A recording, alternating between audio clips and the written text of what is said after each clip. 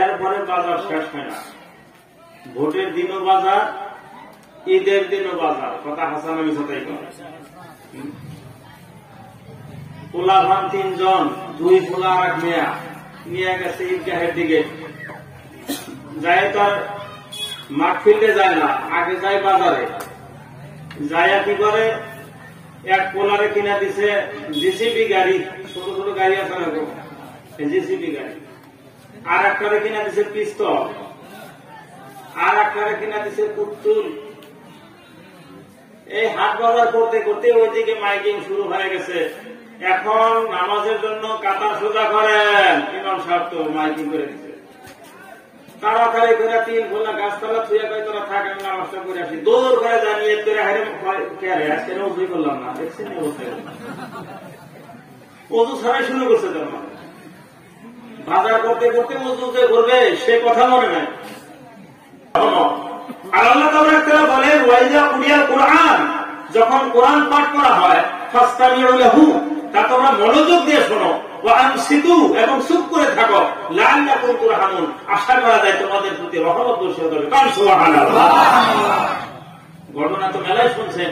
হযরত ওমর রাদিয়াল্লাহু তাআলা আনহু রওনা দিয়েছিলেন আল্লাহ রাসূলের মাথা কাটতে। ঘটনা শুনছেন না গো? মাথা কাটতে গিয়েছিলেন, কিন্তু হঠাৎ করে ব্রেক মারলেন। তেনার বোন এবং বোনের জামাইগুলো মুসলমান হয়ে গেছে, খবর পেলেন। হ্যাঁ, আগে তেনাদেরকে মানে ব্যস্ত ব্যস্ত করতে গেলেন, কিন্তু কোরআনুল কারীম পাঠ শুনে তিনি হতভম্ব হয়ে গেলেন। কালেমা পড়ে মুসলমান হয়ে বাড়ি ফিরলেন। সুবহানাল্লাহ। কোরআন কারীমের এত গতিকে এখানে অন্য কোনো কথা হবে না। কোরআন এবং হাদিস থেকে 2-4 কথা আলোচনা করার জন্য চেষ্টা করব। আমরা একটু দরুদ শরীফ পাঠ করি। দরুদ আল্লাহুম্মা সাল্লি আলা মাওলানা মুহাম্মদ ওয়া আলা আলি সাইয়্যিদিনা ওয়া মাওলানা মুহাম্মদ। পাগদানে মশামাসি বসল না, সেই বাগনে মারল পাথর, তায়ের বাসি বুঝল না। আল্লাহুম্মা সাল্লি আলা সাইয়্যিদিনা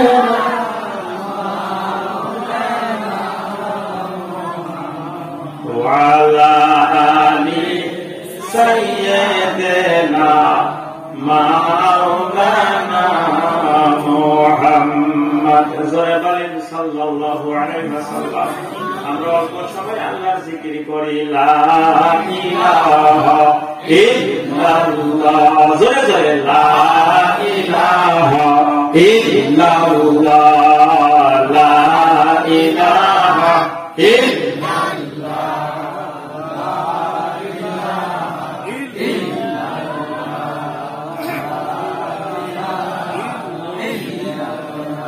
যার দিলে আছে আল্লাহর ভয়, যার দিলে আছে আল্লাহর ভয়, আল্লাহ আল্লাহ সব সময়, যার দিলে আছে আল্লাহর ভয়।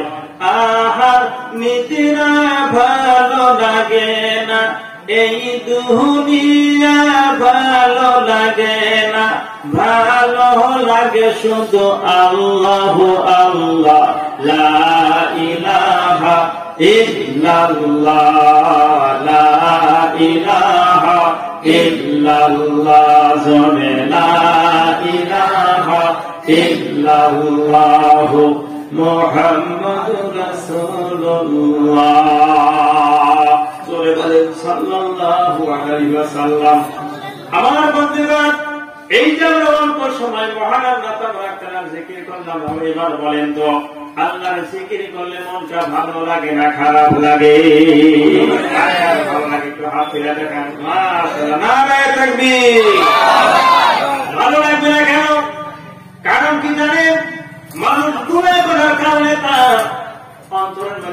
পড়ে যায়, মরিচা পড়ে যায়। এই জাম দূর করার দুইটা তরিকা, একটি হলো আল্লাহর কোরআন পাকের তেলাওয়াত করা, আর একটি হলো আল্লাহর জিকির করা। জোরে কোন সুবহানাল্লাহ। কথা কি বুঝতেছেন ভাই? এই জাম দূর করার দুটি পদ্ধতি, আল্লাহর কালাম তেলাওয়াত করা আর আল্লাহর জিকির আজকার করা। আল্লাহর কালাম তো আমরা শতকরা 90 জনই পারি না, তাই না গো? 10 জন পারি, তার 8 জনেরই করা ভুল। লেহানে জলি তো অনেকেই বুঝবেন না, আমাদের কাছে বুঝে নেবেন। এক অক্ষরের জায়গায় অন্য অক্ষর পড়া, জবরের জায়গায় জের করে দেওয়া, জেরের জায়গায় পেশ করে দেওয়া, এগুলো লেহানে জলি বলা হয়। লেহানে জলি করে কোরআন পড়াও হারাম, শোনাও হারাম, নামাজ পড়লে নামাজ ফাসিদ হয়ে যায়। গতিকে আপনি যখন কোরআন তেলাওয়াত শিখবেন, সর্বপ্রথম শিখতে হবে সুন্দর কারির কাছে। সুবহানাল্লাহ। এই বিষয় নিয়ে যদি সময় থাকে আলোচনা একটু পরে করব।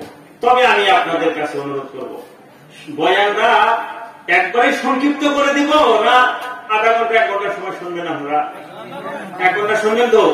কারা কারা থাকবেন 1 ঘন্টা সময়? মাশাআল্লাহ, নারায়ে তাকবীর। যেভাবে ওয়াদা করলেন, হয়তো আপনারা ভাবতে পারেন যে 1 ঘন্টার কথা কইলেও হুজুর তো যেভাবে আরম্ভ করলো, বাবা শুরু সারা রাতি শেষ যায় নাকি আল্লাহ জানে। না, অত লম্বা চূড়া বক্তব্য আমি করি না। কারণ কি জানেন, এক হুজুর চোখ বন্ধ করে বয়ান শুরু করছে, বললেন না, মাঝখান থেকে পর্দা দিছে, একদিকে পুরুষ লোক বসে আর একদিকে মহিলারা বসে, 3 ঘন্টা পর্যন্ত বয়ান করছে চোখ বন্ধ করে। হঠাৎ করে চোখ মেলে চা দেখে সামনে মানুষ একটা, সব গেছে বাড়ি দিলা, মহিলারাও গেছে না, একটা বুড়িমা বসে হয়েছে, দেখা যাচ্ছে চাঁদরা আড়ালে বসে রয়েছে। তখন তো সব মানুষ খেয়ে গেল গা। একজন মহিলা মানুষ এখানে থাকলেন, আপনি বোধহয় আমার ওয়াজগুলা ভালো পাইতেছেন, তাই না? বুড়ি বেটি ধমক দেখা, তোমার ওয়াজ যদি ভালো লাগবে তাহলে এখানে মানুষকে বাড়ি মিলে যায়। বলে বুড়িমা, তাহলে আপনি যে বসে থাকলেন কারণ? আমি বসে রয়েছি, যে টুলের উপর বসে থেকে আপনি বয়ান করতেছেন, টুলটা আমার, এই টুলটা দিলে আমি আগেই বাড়ি মিলে যেতে। এই জন্য বক্তব্য লম্বা হবে না, ইনশাআল্লাহ সংক্ষিপ্ত করার জন্য চেষ্টা করবো ইনশাআল্লাহ আমার। তবে আমার মনে ধারণা, ধর্ম সমাজে শুধু খালি পুরুষ মানুষই শুনে এমন না, অনেক মা বৌদিরা ওদের শুনতেছে। কথা হাসানের সাথে শুনতেছে, অনেক ব্যক্তি ঘরের ভিতরে শুনতেছে। মা বোনদের ব্যাপারে যদি কিছুই না বলি, তাহলে তারা হয়তো মনে মনে ভাবতে পারেন যে আমাদের সম্পর্কে কিছুই করল না। গতিকে আমি ভাবতেছি যে মা বোনদের ব্যাপারে 2-4 কথা আগে পাই আমি নাকি 5-10 মিনিট সময়, আবার ওই চান্স নিয়ে জানি আবার বাইরে যান না, যে মা বোনদের ব্যাপারে শুরু হইলে তাহলে আমরা কিছু পান, বিড়ি, সিগারেট খাইয়ে।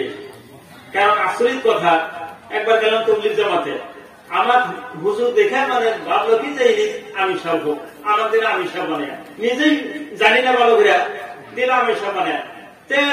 বয়সস্থ লোক তারা বাইরে যাওয়ার সিস্টেম বানাইছে, একাঙ্গুলিশা করে। সেগুলো একান্ত মানে কি গো, হুজুর জানেন না পেশাব, দেখছেন পেশাব তো বানিয়ে গেল। আবার আর এক মুরব্বী হঠাৎ করে 2 আঙ্গুলিশা করছে, সেগুলো ওটা আবার কোনটা, এটা 2 নম্বর, তার মানে যে পায়খানায় যাওয়া লাগে। এক বেড়া দিয়ে যাবার 3 আঙ্গুলিশা করে দুধ করে খাওয়াচ্ছে, বলছে এটা কোনটা গো, হুজুর অল্প বিড়ির মিশে হচ্ছে, এটা তো আমি জানি না। গতিকে 3 আঙ্গুলিশা করে কেউ যাবেন না ইনশাআল্লাহ। আমাদের মা বগ্নীরা দামি মানুষ, অবশ্যই পুরুষের সাথে 3 গুণ দামি। হ্যাঁ, এক সাহাবা আল্লাহ নবী সাল্লাল্লাহু আলাইহি ওয়াসাল্লামকে প্রশ্ন করলেন, ইয়া রাসূলুল্লাহ সাল্লাল্লাহু আলাইহি ওয়াসাল্লাম, আমি কার খেদমত করব? হুজুর বললেন তোমার মায়ের। সুবহানাল্লাহ। আগে বললেন মায়ের কথা, তারপরে জিজ্ঞাসা করলেন হুজুর তারপরে বলে সুম্মা উম্মুকা, তারপরে তোমার মা। আবারও জিজ্ঞেস করলেন হুজুর তারপরে কে? বলেন সুম্মা উম্মুকা, তারপরে তোমার মা। চতুর্থবার যখন জিজ্ঞেস করলেন হুজুর তারপরে কে, নবীজি বললেন সুম্মা আবুকা, তারপরে তোমার বাবা। কাল সুবহানাল্লাহ। মায়ের কথা বললেন 3 বার আর বাবার কথা বললেন 1 বার। তাহলে বোঝা গেল বাবার সাথে মায়ের মর্যাদা 3 গুণ বেশি, অর্থাৎ পুরুষের সাথে মহিলার মর্যাদা 3 গুণ বেশি। এইবার কিন্তু মা বন্ধুরা হবে খুশি, কারণ সরকারের সমান সমান পাওয়া দিচ্ছে, তাই হারা যায় না। আধার যেটা সাইসা কথা, যেটা ঢং কথা, হাসানা যাই হাসানা বিরাট পাওয়ার। বাবা কাঁধে নিচে ব্যাগ আর গায়ের হাতে নিচে কোন একটা মোবাইল দেখছেন, সারাদিন কোথায় থাকছে কোনো খবর নাই। রাত্রবেলা যখন বাড়িতে আছে জিজ্ঞাসা করছে গেছিলি কই, ওইটা জানেন না, বোর্ডের মিটিং আছে দেখছেন। এখন মা বন্ধুরা প্রভু খাবার আগে ধরে এত খেলতো, আমি কেবিনে উচিত কথা বলতেছি, কথা বুঝতেছেন? আমার মা বন্ধুরা অবশ্যই আপনারা দামি, কিন্তু আপনারা কিভাবে একবারে কম দামি হয়ে গেলেন? উদাহরণ দিলে বোঝা যাবে। কাঁঠালটা দামি, কাঁঠাল পাকা কাঁঠাল দামি না, 60-70 টাকা বিক্রি হবে। কিন্তু আপনি যদি মনে করেন মানুষে তো আমার কাঁঠাল খায় না, খায় কাঁঠালের রোয়া, হাসা লাগো বলেন একটু কমে দেন। কারণ যারা কষ্ট করে আসছে ধর্মসভায় তারাই শুনে দেয়। ওই 3 কিলোমিটার থাকে মানুষ শুনবে ঠিক, কিন্তু বুঝবে না। কেমনে বুঝবে না জানেন? এক কথা বেজাপুর কালায় খায় ওয়াজ শুনতেছে, মাইকের অবস্থা এখান থেকে শোনা যায়, ও হাইটে হাইটে ওয়াজ শুনতেছে আর কি। হুজুর তো বয়ান আরম্ভ করছে, হুন্না লিবাসুল্লাহ কুরআন তুম লিবাসুল্লাহ হুন্না, মানে কোরআন শরীফের আয়াত দিয়ে বলছেন যে নারী পুরুষ সমান অধিকার। নারীগণদের পুরুষের মানে স্বামীর পোশাক শুরু, পুরুষও হলো নারীর পোশাক শুরু, মানে স্ত্রীর পোশাক শুরু। কারণ সুবহানাল্লাহ, সমান অধিকার, অর্থাৎ নিজে যা খাইবা স্ত্রীকে তাই খাওয়াইবা। এই অবস্থা শুইলা এবার মিলে গেছে যায় বইরে বিড়ি হাতে করে যে বিড়ি খাও, বই কথা মানুষের স্বভাব হইলে ভালো হয়, তুমি আরো বসে গেছো না। হুজুরে কইছে নিজে যা খাইবে বিড়ি তাই খাইবা, আমি ডেইলি বিড়িয়া করে খাই, তুমি খাবে না। দেখছেন না অবস্থা গুলা? তো বাইরের ওয়াজ এরকমই শুনবে আর কি, বুঝবে না কিছু। কথা কি বুঝতেছেন ভাই? ওই ওদিকে বলি আমরা কিছু কমই থাক, যারা কষ্ট করে মেহনত করে আসছে তারাই ভালো করে শুনুক নাকি? এই কেন কেন আওয়াজ দিলে আমারও ভালো লাগে না। কথা কি বুঝতেছেন ভাই? আমার বন্ধুগণ, কাঁঠালের উদাহরণ দিতেছিলাম। পাকা কাঁঠাল বাজারে নিলে কম 60-70 টাকা বিক্রি হয়। কিন্তু যদি আপনি মনে মনে সুবিধা করবা চান, বলে আমার কাঁঠাল তো মানুষে খায় না, খায় কাঁঠালের রোয়া, আসা লাগো রোয়াই তো খায় খুইলে। এখন বাড়িতে কি বলে, আমার বাকলাটা খুইলে যে গাই গরু আছে এরও কিছু খাদ্য হোক আর মানুষের সুবিধা হোক। কারণ রোয়া গুলা খুলতে গেলে হাতের মধ্যে আবার আঠা লাগে, দেখছেন না অবস্থা আছে না? গতিকে রোয়া গুলা খুইলা ডিশের মধ্যে ওই বাজারে নিয়ে তুললেন। বন্ধুরা আমার দেখবেন, লক্ষ্য করে সারাদিনে একটা রোয়াও বিক্রি হবে না। কথা হাসান একটা রোয়াও বেচা হবে না, কারণ ওখানে দুলাবলু করবে, মাছি মরবে। তাই এমন জাতের মাছি, লাল লাল সাইজের, বড় বড় সাইজের মাছি, ব্যান বেনা মাছি, ওর নাম ব্যানর ব্যানর শুরু করবে। কথা হাসান আমি সাদাই আমার বন্ধুগণ, যদি পাকল সহ বাজারে নেওয়া হইতো অল্প সময়ের ভিতরে আপনার কাঁঠাল বিক্রি হয়ে যেত। হাসান আমি সাদাই মালদহ কলাটাও দামি, দামি না? এক হালি কলার দাম কত? 20 টাকা। আপনাদের এখানে খবর আমি জানি, আমাদের রাঙামাটি বাজার এক বেশি অঙ্ক হিকায় ধরিল এটা করে মালদহ কলার দাম যদি 1.5 টাকা হয়, 4 টাকা কলার দাম কিমান? মানে এক ছাত্র খায় একটা সার যায় না, 1 টাকা 5 টাকা ধরে নেয়। 10 টাকার বাবা কিনে নিয়েছে, ধরিল ধরলেও কেন দেরি না, তার মানে দামি কলা। অত কম দামি দিব নাকি? 5 টাকার কলা 1 টাকা দেয় নাকি? আমার বন্ধুগণ, মালদহ কলা দামি। এই মালদহ কলার চোষা সহজ যদি বাজারে নেওয়া যায় তবেই দামি। আর যদি বাড়িতে ওই বুদ্ধি করেন বলে ছাগল আছে কয়টা, চোষা গুলা ছাগলের দিয়া তার মনে কলা গুলা চুলাইয়া ডিশে করে নিয়ে কলার পাতা বিছা দিয়ে যদি বিক্রি করবা চান, সারাদিন যাবে একটা কলাও বিক্রি হবে না। কথা হাসান হবে সবাই। আমার বন্ধুগণ, যেরকম চোষা খুললে কলার দাম থাকে না, বাকলা খুললে কাঁঠালের দাম থাকে না, ওরকম মা বুদ্ধিদের উপরে চোষা থাকে তো ওড়না নাইবা বুরকা নাইবা পর্দা।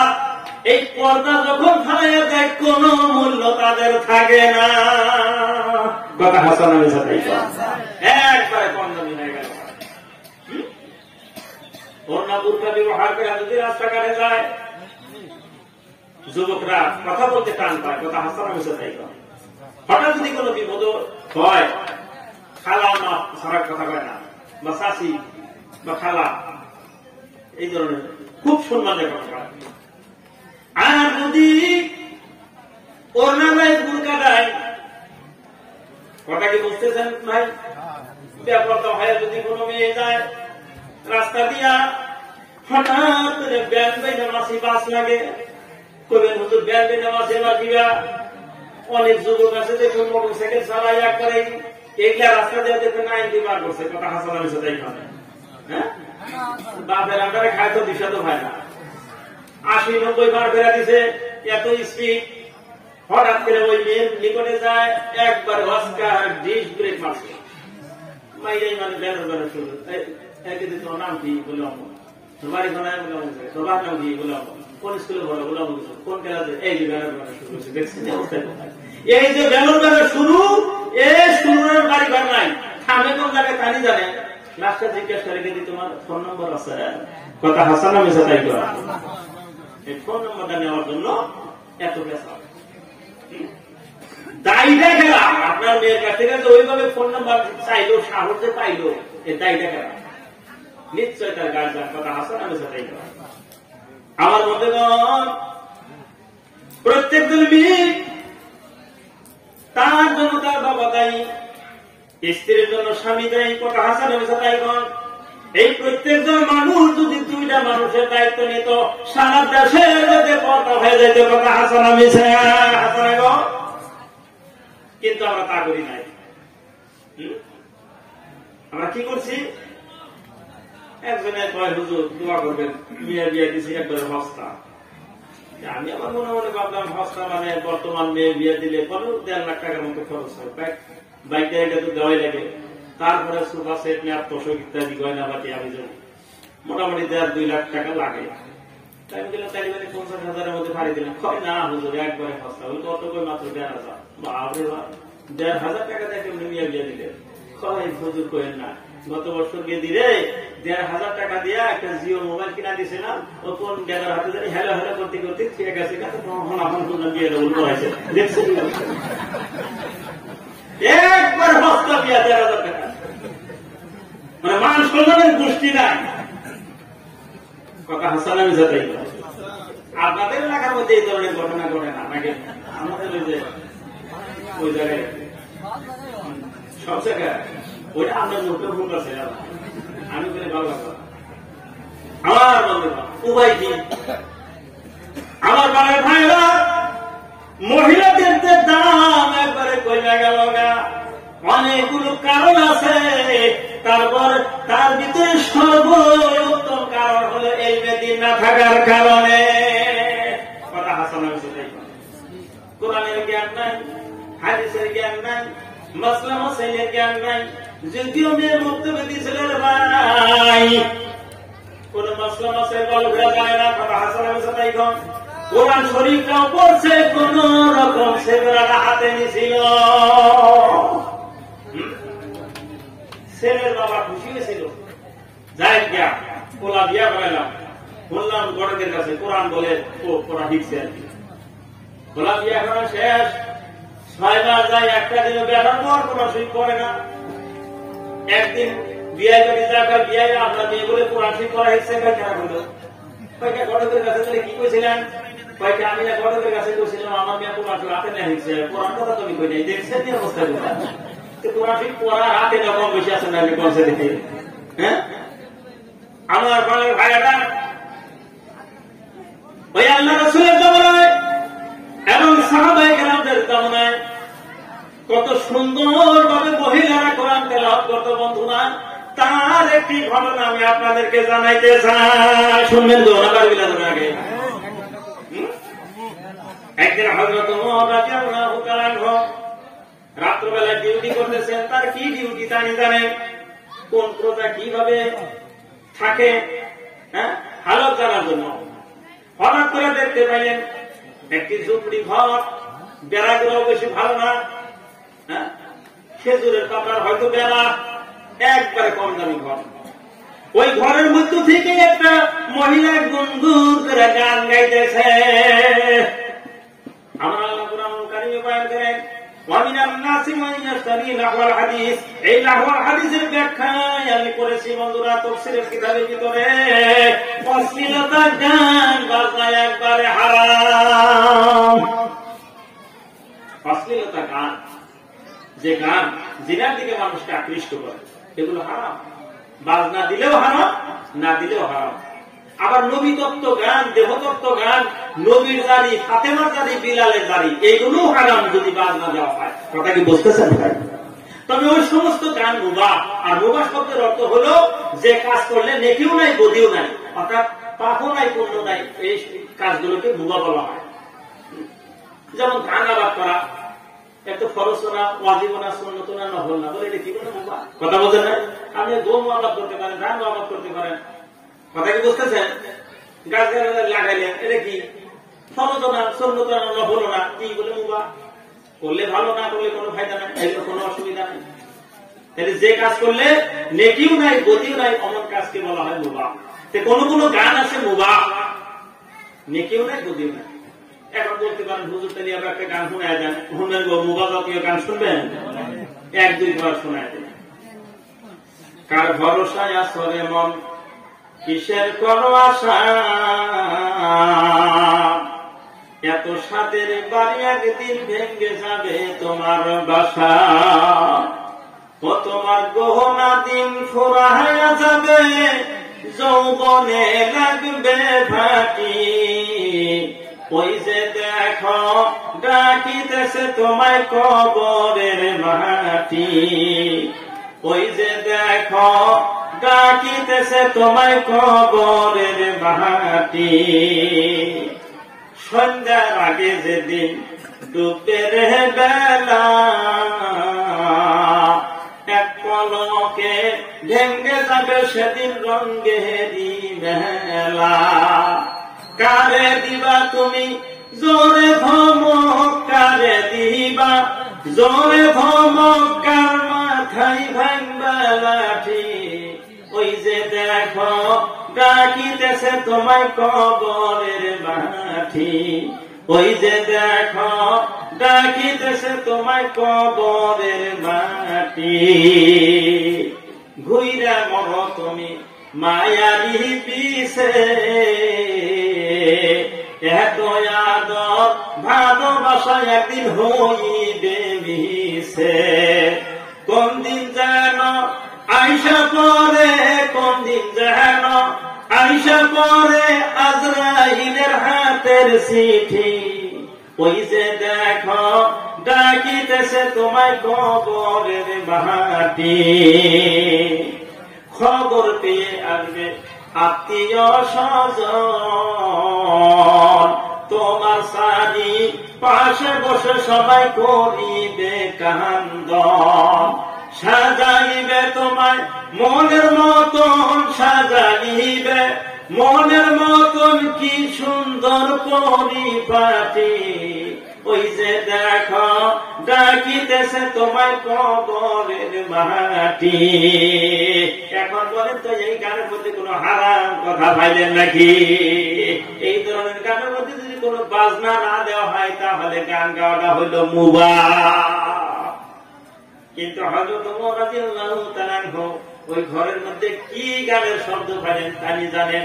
ওই মহিলা ঘরের মধ্যে গুনগুন করে গান গাইতেছে, ও প্রাণ বন্ধু আরে একবার তুমি আইলা না রে,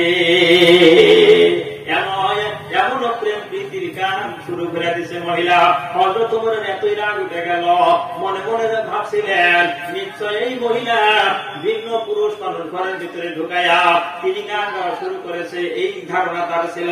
হযরত ওমর খলিফাতুল মুসলিমিন ধৈর্য হারা হয়ে গেলেন, রাগান্বিত হইয়া পিছনের দরজা পিছনের বেড়ার মধ্যে এমন ধাক্কা মারলেন, পিছনের বেড়াটা ভেঙে গেল।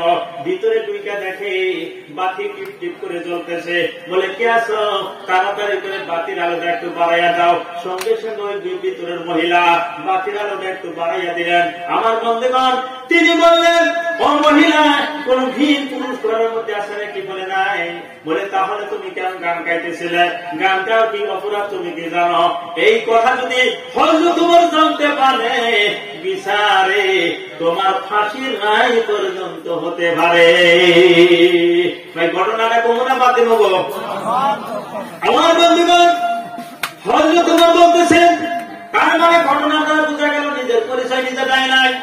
বলতেছেন যেভাবে তুমি গান গাইলা, এই খবর যদি ওমর পায়, তোমার বিচার এমন হইতে পারে, তোমার ফাঁসি পর্যন্ত হয়ে যেতে পারে। তুমি কি খবর রাখছো? কেন আল্লাহ পাকের কালাম থেকে একটা আয়াতকে তুমি লঙ্ঘন করে ফেলেছ। কথা বলছেন নাই? এবার মহিলা ঘাবড়াইলেন না, তিনি বলতেছেন, পথিক শোনো, তোমারে তো চিনি না, তুমি কোন দেশের যুবক আমি জানি না, তবে একটা কথা মনে রাখো, আমি একটি আয়াতকে লঙ্ঘন করার কারণে উমরের বিচার যদি এই হয়, আমার যদি ফাঁসি নাই হয়, তাতে আমি রাজি আছি, কিন্তু কোনো কথা নাই। তবে তুমি যাবার ঘরের মধ্যে প্রবেশ করেছো, তুমি তো 3টা আয়াত লঙ্ঘন করে ফেলেছো। এবার বলো তোমার বিচারে কি হইতে পারে? জোরে কান সুবহানাল্লাহ। হযরত ওমর কয়টা আয়াত লঙ্ঘন করছে? 3টা। রাগ আরো বেশি উঠবে না এখন? আরো রাগ উঠে গেল, কারণ তিনি হেদায়েত করতেছেন এই মহিলাকে, আর মহিলা হেদায়েত করে ওমরকে। আমার সামনের ভাইয়েরা, রাগ যদিও বেশি উঠছিল, কিন্তু নেতা হওয়ার কারণে রাগের মধ্যে ব্রেক মেরে দিলেন। অনেক টাইমই দেখবেন নেতা হওয়ার কারণে রাগের মধ্যে ব্রেক মারা লাগে। 5 বছর যে মানুষটার বাড়িতে যায় না, এত রাগ ছিল, কিন্তু ইলেকশনের আগে আগে তার কাছে কমে 5 বার যায়, 7 বার দেখা হলে 7 বারই সালাম দেয়। কথা হাসান আমি সাথে হাসান আমার বন্ধুগণ, আমি আর সেদিকে যাব না। হযরত ওমর রাদিয়াল্লাহু তাআলা রাগ হয়ে গেছিল, কিন্তু মনে মনে ভাবলেন আমি নেতা, সব জায়গায় গরম হওয়া যাবে না। জিজ্ঞাসা করি তো আল্লাহ পাকের কোন কোন আয়াত আমি লঙ্ঘন করে ফেলেছি? জিজ্ঞাসা করলেন ওগো মহিলা, বলো তো আল্লাহর কালাম থেকে কোন কোন আমার আয়াত আমি লঙ্ঘন করে ফেলেছি? ওই মহিলা যখন আউযু বিল্লাহি বিসমিল্লাহ পাঠ কইরা সূরা বাকারার মধ্যে হইতে তিনি একটা আয়াত তেলাওয়াত করে শোনাইয়া দিলেন, ওয়ালাইসা বিররুবি আন তা'তুল বুয়ুতা মিন যুহুরিহা ওয়ালাকিন্নাল বিররা মান ইত্তাকা ওয়া আতুল বুয়ুতা মিন আবওয়াবিহা ফাত্তাকুল্লাহা লা'আল্লাকুম তুফলিহুন। জোরে কান সুবহানাল্লাহ। মহিলা বলতেছেন প্রতীক শোনো, আবার আল্লাহ কুরআনুল কারীমে বয়ান করেন ওয়ালাইসা বিররু, এবং কোন ধরনের ভালাই নাই, কোন ধরনের উত্তম নাই। যারা কি করবে, যারা ঘরের ভিতরে ডুববে পিছন দিয়া, এদের ভিতরে কোন কল্যাণ নাই। কিন্তু যারা মুত্তাকিন হবে, যারা পরহেজগার হবে, তাদের কথা ভিন্ন, তাদের পরহেজগারি এখতিয়ার করার জন্য তাদের কল্যাণ আছে। কিন্তু যারা মুত্তাকিন পরহেজগার মানুষ, এরা কোনদিন ঘরের পিছন দিয়া ঢুকবে না। ওয়াতুল বুয়ুতা মিন আবওয়াবিহা, তারা ঢুকবে ঘরের দরজা দিয়া। জোরে কান সুবহানাল্লাহ। তাই মহিলা বলতেছেন, ও পথিক শোনো, তুমি জামার ঘরের মধ্যে ঢুকলা, দরজা দিয়ে ঢুকছো না পিছন দিক দিয়ে ঢুকছো? এবার হযরত ওমর মনে মনে কয়, সর্বনাশ রে, আমি তো দরজা দিয়ে ঢুকি নাই, ঢুকছি বেড়ার পিছন দিয়া, আর বেড়াটা ভাঙ্গে সুইরা। কথা কি বুঝতেছেন ভাই? আমার বন্ধুগণ, তাইলে একটা আয়াত লঙ্ঘন হয়ে গেছে কিনা? জোরে ঘর বসে না। এবার হযরত ওমর রাদিয়াল্লাহু তাআলা আনহু এই মহিলার কোরআন তেলাওয়াত শুনে এতই মনটা খুশি হয়ে গেল, আমার বন্ধুগণ। আর হযরত ওমর রাদিয়াল্লাহু তাআলা আনহু ওই মহিলার কোরআন শরীফ তেলাওয়াত শুনে মনে মনে ভাবলেন, এই মহিলা নিশ্চয় আল্লাহর কালামের হাফেজ। সব জোরে কান সুবহানাল্লাহ। আল্লাহর কালাম শুনলেই বোঝা যায় লোকটা কোরআনের হাফেজ, কালাম শুনলেই বোঝা যায় লোকটা কারি। সব কথা হাসান আমি সাথে যদি এমন করে কেউ তেলাওয়াত করে, আলহামদুলিল্লাহি রাব্বিল আলামিন আর রহমানির রহিম মালিকি ইয়াউমিদ্দিন ইয়্যাকা না'বুদু ওয়া ইয়্যাকা নাস্তাঈন, তাইলে এইভাবে যদি কেউ তেলাওয়াত করে, তাইলে বোঝা যাবে এটা হাফেজ। সব কথা হাসান আমি সাথে আর যদি আবু বকর পড়ে, আলহামদুলিল্লাহি রাব্বিল আলামিন আর রহমানির রহিম মালিকি ইয়াউমিদ্দিন, তাইলে বোঝা যাবে এটা আমার খারি সাহেব কথা হাসান আমি সাথে কর। আর যদি আবু বকর তেলাওয়াত করে, আলহামদুলিল্লাহি রাব্বিল আলামিন আর রহমানির রহিম মালিক ইয়াউমিদ্দিন ইয়্যাকা না'বুদু ওয়া ইয়্যাকা নাস্তাঈন, তাহলে বুঝা যাবে এটা কার মোল্লা কথা হাসান আমি সেটাই কম। মানে কোরআন তেলাওয়াতের ঢং শুনেই বোঝা যায় মানুষটা কত বড় আলেম।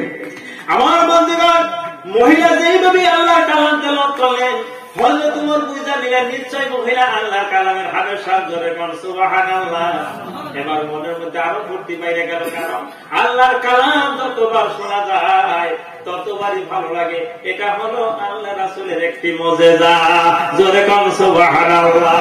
আর এই কোরআনের মুজিজা করে যা, কিয়ামত পর্যন্ত শেষ হবে না। হাসানা এত কোরআন তেলাওয়াত শুনলেন, নিজেও নামাজের মধ্যে পড়লেন। আলহামদুলিল্লাহ বারবার বলা হয়, ফরজ নামাজের ভিতরেও পড়া হয়, ওয়াজিবের ভিতরেও পড়া হয়, সুন্নতের ভিতরেও পড়া হয়, নফলের ভিতরে পড়া হয়। যারা 5 ওয়াক্ত নামাজ পড়ে শুধু তাই না, তাহাজ্জুদ গুজারি আমার বন্ধুগণ 80-90 বছর বয়সের মানুষ যদি কোরআন তেলাওয়াত করে, তাও কোরআন তেলাওয়াতের মধ্যে কোনো মজা শেষ হয় না। কথা হাসান মিসাতাইগণ, আমার পানির ভাইরা, হযরত ওমর কোরআন শোনার আগ্রহে তিনি বললেন, ও মহিলা, বুঝলাম আমি একটা আয়াত লঙ্ঘন করে ফেলেছি, এবার বলো তো 2 নম্বর কোন আয়াত আমি লঙ্ঘন করে ফেলেছি। মহিলা বলতেছি, ও পথিক, মনে হয় তুমি মানে আল্লাহর কোরআন শরীফ জীবনে বইরা দেখো নাই। আচ্ছা, মহিলা কি পথিকটারে চিনতেছে কি? যদি চিন্তা তালিকা ওইভাবে কথা কয়, তুমি মানে আল্লাহর কালাম শরীফ পড়ো নাই। তবে শোনো, সূরা নূরের মধ্যে আল্লাহ তাবারাক তাআলা ফরমান জারি করতেছেন, ইয়া আইয়ুহাল্লাযীনা আমানু লা তাদখুলু বুয়ুতান গায়রা বুয়ুতিকুম হাত্তা তাস্তানিসু ওয়া তুসাল্লিমু আলা আহলিহা যালিকুম খায়রুল লাকুম লাআল্লাকুম তাযাক্কারুন। জোরে করে আল্লাহু আকবার। মহিলা বলতেছেন, ও পথিক শোনো, মহান আল্লাহ বলতেছেন, ইয়া আইয়ুহাল্লাযীনা আমানু, হে ঈমানদারগণ, লা তাদখুলু, তোমরা কেউ প্রবেশ করো না, বুয়ুতান গায়রা বুয়ুতিকুম, নিজের ঘর ছাড়া অন্য কারো ঘরে প্রবেশ করো না, হাত্তা, ততক্ষণ পর্যন্ত, তাস্তানিসু, যতক্ষণ পর্যন্ত ইজাজত না পাও, ওয়া তুসাল্লিমু আলা আহলিহা, এবং যতক্ষণ পর্যন্ত ওই পরিয়ারদেরকে সালাম না দাও, ততক্ষণ পর্যন্ত তোমরা কারো ঘরে প্রবেশ করো না, নিজের ঘর ছাড়া। মহিলা বলতেছে, প্রতীক শোনো, তুমি তো আমার ঘরের মধ্যে প্রবেশ করেছ, আমার কাছ থেকে ইজাজত নিয়েছো নাকি বলো, এবং আমাকে তুমি সালাম দিয়েছো নাকি তাই বলো। এবার হযরত ওমর বলতেছেন, সর্বনাশ, আমি তো সালামও দেই নাই, ইজাজত নেই নাই। কথা হাসান মিসাতাইগণ, এই সত্যি তো 2টা আয়াত লঙ্ঘন হয়ে গেল। এবার হযরত ওমর বলতেছেন, মহিলা বলো তো 3 নম্বর কোন আয়াত আমি লঙ্ঘন করে ফেলেছি। মহিলা তখন সূরা হুজরাত থেকে তেলাওয়াত করে শোনায় দিলেন, ইয়া আইয়ুহাল্লাযীনা আমানু ইজতানিবু কাসীরাম মিনাল-যান্নি ইন্না বা'দাল-যান্নি ইসমুন। জোরে করে আল্লাহু আকবার। মহিলা বলতেছে, ও প্রতীক, খেয়াল করে শোনো, আমার আল্লাহ কোরআনুল কারীমে বয়ান করেন, হে ঈমানদাররা, তোমরা কি করো, ইজতানিবু, পরিহার করো, কাসীরাম মিনাল-যান্নি, বেশি বেশি সন্দেহ বেমার থেকে তোমরা পরিহার করো। সন্দেহ বেমার আছে না আমাদের ভিতরে? আছে না? বিদেশি ইমাম সাহেব সাপোজ আপনাদের মসজিদ যখন বিল্ডিং হয়ে যাবে, মনে মনে আশা নিবেন যে একটা ভালো একটা ইমাম সাহেব আনি।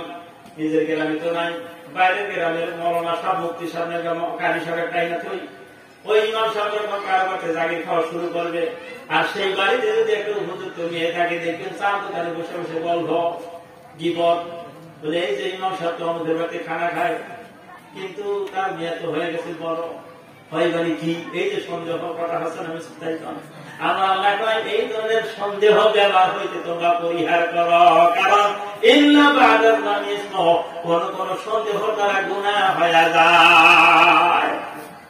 কেমনে গুনাহ হয়? সন্দেহ করে তো মানুষ গীবত গায়। আমার আল্লাহ বলেন, ওয়ালা ইয়াগতাব বা'দুকুম বা'দা, তোমরা একে অপরের গীবত করো না। কারণ কি জানো? তোমরা কি কেউ পছন্দ করো নাকি মরা ভাইয়ের গোশত খাওয়া? আরে ভাই, আপনার ভাই যদি মারা যায়, ওই ভাইয়ের গোশত কাটা কি কেউ রান্না চলাবে নাকি? তাই খাবেন কেউ? আমরা আল্লাহ বলতেছেন, এক মুসলমান আর এক মুসলমানের গীবত করা মরা ভাইয়ের গোশত খাওয়ার সমতুল্য। জোরে খান নাউযুবিল্লাহ। ওদিকে তোমরা কি করো? সন্দেহ ব্যবহার পরিহার করো। তাই মহিলা বলতেছে, ও প্রতীক শোনো, তুমি যাবার ঘরের মধ্যে প্রবেশ করলা, যাই না বুঝা ঢুকছো না সন্দেহ করে ঢুকছো। এবার হয়তো তোমার ভাই সর্বনাঙ্গ, আমি তো সন্দেহ করে ভিতরে ঢুকছি। কথা হাসান আমি যাতাই গাই। মহিলা বলতেছে, তাই এখন মনে করো একটা আয়াত লঙ্ঘন করেছি গান দেওয়ার কারণে, এই খবর যদি উমর পায় আর আমাকে যদি ফাঁসি রায় দিয়া দেয়, তুমি না 3টা আয়াত লঙ্ঘন করেছ, এবার বলো তো উমরের বিচার কেমন হইতে পারে? জোরে বলো সুবহানাল্লাহ। হযরত ওমর ফেল হয়ে গেলেন। কথা হাসান আমি তাই কর, মহিলার বিচার করতে গেলে কিন্তু নিজের বিচার করা লাগবে। এই জন্য হযরত ওমর এখন আপোষ হওয়া শুরু করে দিল। মহিলার সাথে আপোষ করার বুদ্ধি নাই। এখন কয় কি জানেন, কত মহিলা যে তুমি যে একটা আয়াত লঙ্ঘন করেছ, এই খবর হযরত ওমরের কাছে কেনা দিবে? আমি শুনেছি আমি যদি দেই তবে তো জানবে, আমি না দিলে তো জানবে না। তবে মহিলা শুনে রাখো, আমি বেড়া ভাঙ্গা দুধ পারি, কিন্তু আমি মানুষ কত পাতলা না। দেখছেন যে অবস্থাগুলো, বেড়া ভাঙ্গা দিচ্ছে হে বলে পাতলা না। তোমার একটা কথা নিজের মনের কাছে আমি পথিক না, কথা কি বলতেছেন? কারণ সর্বনাশ, এই মহিলার বিরুদ্ধে যদি বিচার করে তাহলে নিজের বিচার আগে করা লাগবে। কথা হাজার তাই করে। আমার ভাই অবরত হয়েছে নাকি আপনারা? 10 মিনিট যদি টাইম বাইরে যাবে তত খারাপ হবে না ইনশাআল্লাহ। এই তো সবাই শোনেন না, হয়তো আজকে আমি আসলাম নগর ডিস্ট্রিক্ট থেকে, আর আপনারা ভূগোলিক 1.5, 2, 3, 5 কিলোমিটারের ভিতর থেকে আসছেন। কথা হাসা নেব, কষ্ট আপনাদেরই বেশি হবে না আমার বেশি হবে? বান্ধবী আমারই বেশি হবে। তবুও আমি ধরে 2-4 কথা বলার জন্য চেষ্টা করতেছি ইনশাআল্লাহ। কিন্তু আপনারা আসছেনই দেরি করে, সবারও শুরু হচ্ছে দেরি করে 8টার পরে, তাহলে আসবেনও বেহের পরে আর যাবেনও বেহের আগে, এটা তো নিয়ম না। কথা হাসা নেব সেটাই হবে। মাগরিবের পর থেকে যদি শুরু হইতো তাহলে হয়তো আমাকে 9টা বসাইলে 9টা বজায় বসাইলে কিছু একটু লম্বা করা যেত আর কি। তাহলে 1 ঘন্টা সময় নিচ্ছি, 10-5 মিনিট এদিক সেদিক হতে পারে নাকি ইনশাআল্লাহ? নারে তাকবীর। আমার বন্ধুগণ, হযরত ওমর রাদিয়াল্লাহু তাআলা বলেন, ও মহিলা, তোমার নামে কোনো রিপোর্ট দেওয়া হবে না, তবে তোমাকে একটা প্রশ্ন করি, তুমি যে কোন করে গান গাইতেছিলে, গান গাওয়ার অর্থটা কি? কি কারণে তুমি গান গাইলা? মহিলা বলতেছিল, প্রতীক রে, তুমি আমার মনের দুঃখ কেন প্রকাশ করতে চাও? তোমার কি মনের বেদনা? বলে, শোনো রে পথিক, 9 মাস আগে আমি মহিলার বিবাহ হয়েছে। আমার স্বামীর নাম হলো আব্দুল্লাহ বিন সাদ রাদিয়াল্লাহু তাআলা আনহু। সুবহানাল্লাহ। আমার স্বামী আব্দুল্লাহ বিন সাদ আমাকে বিবাহ করেছে, কাজী সাহেব বিবাহ করেছে, খুতবা প্রদান করেছে, মোনাজাত করেছে। এমন সময় হযরত ওমরের দরবার থেকে এলান এসে গেল, কে কে যাবে অমুক যুদ্ধের ময়দানে। সঙ্গে সঙ্গে আমার স্বামী আব্দুল্লাহ বিন সাদ দেরি করলো না, দরবারে খানা গিয়া ছুটল জিহাদের ময়দানের দিকে। এক সাহাবা জিজ্ঞাসা করেন, ও আব্দুল্লাহ বিন সাদ, তোমার আজকে নতুন বিবাহ, নতুন স্ত্রী নিয়ে তুমি বাসরাত যাপন করবে, কেন তুমি জিহাদের ময়দানে চলে যাইতেছো? কারণটা কি? আব্দুল্লাহ বিন সাদ রাদিয়াল্লাহু তাআলা আনহু আল্লাহর কালাম শরীফ থেকে একটি আয়াত শোনায়া দিলেন। জোরে কাও সুবহানাল্লাহ। ইয়া আইয়ুহাল্লাযীনা আমানু আতিউল্লাহ ওয়া আতিউর রাসূল ওয়া উলিল আমরি মিনকুম। জোরে কোন আল্লাহু আকবার। আয়াত শুদ্ধ হইতেছে? মাশাআল্লাহ, তাকবীর। আল্লাহু আকবার। আলেম ওলামা থাকলে বয়ান করে কারণ হয়। সুবহানাল্লাহ। মহাজন দোস্ত বুজুর্গ, আব্দুল্লাহ বিন সাদ রাদিয়াল্লাহু তাআলা আনহু আল্লাহর কালাম দিয়ে দলিল দিলেন। ও সাহাবায়ে কেরাম, তোমরা কি জানো না, মহান আল্লাহ তাআলা কোরআনুল কারীমে বয়ান করেন, ইয়া আইয়ুহাল্লাযীনা আমানু, হে ঈমানদারগণ, আতিউল্লাহ, তোমরা আল্লাহর ইতাআত করো, আল্লাহর হুকুম বরদারি করো, এবং আতিউর রাসূল, এবং আল্লাহ রাসূলের ইতাআত তোমরা করো, ওয়া উলিল আমরি মিনকুম, এবং তোমাদের মধ্যে যিনি আমির সাহেব তার কথাও তোমরা মাইনা চলো। আমাদের আমির সাহেব হলেন বর্তমান হযরত ওমর রাদিয়াল্লাহু তাআলা আনহু, তিনি যুদ্ধের জন্য ঘোষণা করে দিয়েছেন। গতিকে আমার বিবাহের থেকে এই আমির সাহেবের কথাটাই পালন করতে হবে। এই জন্য আমি শুনলাম জিহাদের ময়দানে এই কথাটা মহিলা ওই হযরত ওমরকে বলতেছেন, ও পথিক, 9 মাস আগে আমার স্বামীর সাথে আমার বিবাহ হয়েছে, কিন্তু 9 মাস ধরে একটা দিনও আমার স্বামীর সাথে জীবন যাপন করতে পারলাম না। জোরে কান সুবহানাল্লাহ। আমার বন্ধুগণ, তাই মহিলা 2 চোখের পানি ছেড়ে দিয়ে বলতেছেন, ও পথিক, এই যে স্বামী আমার চলে গেল আমাকে বিবাহ করে জিহাদের ময়দানে, স্বামী আমার বেঁচে আছে কিনা তাও তো জানি না, শহীদ হলো কিনা তাও তো জানি না, তবে যদি শহীদ হয়ে যায় কোনো আপত্তি নাই, কিন্তু কঠিন হাসরের ময়দানে আমার স্বামীকে আমি চিনতে পারবো কিনা, এই মনে দুঃখ নিয়ে এই স্বামীর কথা স্মরণ করে একটু গুনটুক করে গান গাইতেছিলাম। ও প্রাণ বন্ধু আদে একবার তুমি আইলা না রে। এবার হযরত ওমর বুঝতে পারলেন, তাহলে তো এই গান কোনদিন হারাম হবে না, এটা হবে মুবাহ। অন্য কোন ভিন পুরুষের জন্য গান গাওয়া হয় না, নিজের স্বামীর জন্য গিয়েছেন। কথা হাসান হাফিজা তাই কর। এবার হযরত ওমরের চোখ খুলে গেল। প্রাণের ভাইরা চিন্তা করলেন, আরে ইসলাম মানে শান্তি, আর এই মহিলার 9 মাস অশান্তির ঘুম পারে। আমার প্রাণের ভাইরা হযরত ওমর দেরি করলেন না, ছুটলেন নিজের বাড়ির দিকে। বাড়িতে যাওয়ার সাথে সাথে তেনার আপন মেয়ে হযরত হাফসা রাদিয়াল্লাহু তাআলা আনহার সাথে সাক্ষাৎ হয়ে গেল। জিজ্ঞাসা করলেন, বেরিয়ে তুমি তো আল্লাহর নবীর স্ত্রী ছিলে, তোমার তো একটা মসলা অবশ্যই জানা আছে বলে আব্বা কি মসলা তাড়াতাড়ি জিজ্ঞাসা করো। মা হাফসা রাদিয়াল্লাহু তাআলা আনহা এর জিজ্ঞাসা করলেন, বলে ও বেটি তোমার কি জানা আছে একজন যৌবনপ্রাপ্ত মহিলা ঘরে রাখা তার স্বামী কয় মাস পর্যন্ত বিদেশে কাটাইতে পারে? মা হাফসা রাদিয়াল্লাহু তাআলা আনহা মসলাটা শুনে লজ্জায় মাথা নত করলেন। তার কারণ বাবা ভাইয়া মেয়েকে এমন প্রশ্ন করা লজ্জার ব্যাপার। শুধু বললেন, আপনার জান এই মশলাটা আমার জানা আছে, কিন্তু আমার মাকে বললে তো খুবই ভালো হতো। বলে, না রে মা, না, তোর থেকে নিয়ে তোর মা পর্যন্ত কমেও 10 কদম যাইতে হবে। আর এই 10 কদম যাইতে পারবো কিনা, আমার হায়াতে কুলাবে কিনা, এমন সময় যদি আজরাইল আলাইহিস সালাম আমার সাথে সাক্ষাৎ করে, মশলাটা তো আর জানা হইল না। এই জন্যই সর্বপ্রথম তোকে জিজ্ঞাসা করলাম। আমার প্রাণের ভাইরা কত সুন্দর কথা। আমাদের পৃথিবীর বাদশাহ হযরত ওমর রাদিয়াল্লাহু তাআলা আনহু, তিনি মউতের প্রতি এত ডর, আর আমরা মুসলমান মউতের কোনো ভয় নাই। কথা হাসান আলী সাদাই খান কেমন করে ভয় নাই? আমরা যদি একতলা বিল্ডিং কাটি, দেখবেন রডগুলো ফুটিকে ছেড়ে দেয়। যদি জিজ্ঞাসা করা যায়, ভাই এই রডগুলো ফুটিকে ছেড়ে দিচ্ছ ভালো দেখা যায় না, 100 বেলের দেখাই দিয়ে তাই তো ভালো দেখা যাবে। কথা হাসান আলী সাদাই খান। লোকটা উত্তর দেয় না, না 100 বেলে কেন কাটবো? রডগুলো ফুটিকে ছোঁয়ার অর্থ হইল আর একটা বেল থেকে আমি কাটবো। কথা হাসান আলী সাদাই খান। 2 তালা কাটার ভালো দেখবেন রড ভূমি বলে কেন, আবার কেন অটভূমি বলে 3 নম্বর কাটবো। এবার 3 নম্বর কাটা হলো, তারপরে 4 নম্বর 5 নম্বর 15 তালা কাটার পরেও অটভূমি থাকে। দোয়া করবেন 16 নম্বর তালা গাইটা জানি মরবার ভারী। এই তুই মজিকা কথা হাসান আমি সাথে মানে আমরা আমাদের হায়াত মনে হয় এত লম্বা যে 50 তলা কাটলে কোনো অসুবিধা নাই, কিন্তু হয়তো তোমার বলে 10 কদম দেবী, এর মধ্যে যদি আমি মরি এই মশলাটা আবার হল হইল না। আমার বন্ধুগণ, এবং হাফসা রাদিয়াল্লাহু তাআলা আনহা বলেন, আব্বা জান আমার স্বামী বিশ্ব নবী জনাবে মুহাম্মদ রাসূলুল্লাহ সাল্লাল্লাহু আলাইহি সাল্লাম বলেছেন, একজন যৌবনপ্রাপ্ত মহিলা ঘরে রাইখা তার স্বামী 4 মাসের বেশি সময় বিদেশে কাটাইতে পারে না। চিৎকার করে কোন সুবহানাল্লাহ। এবার বলুন তো আব্দুল্লাহ বিন সাদ রাদিয়াল্লাহু তাআলা আনহু কয় মাস ধরে তার বিবি ছাড়া ধরে কোন 9 মাস।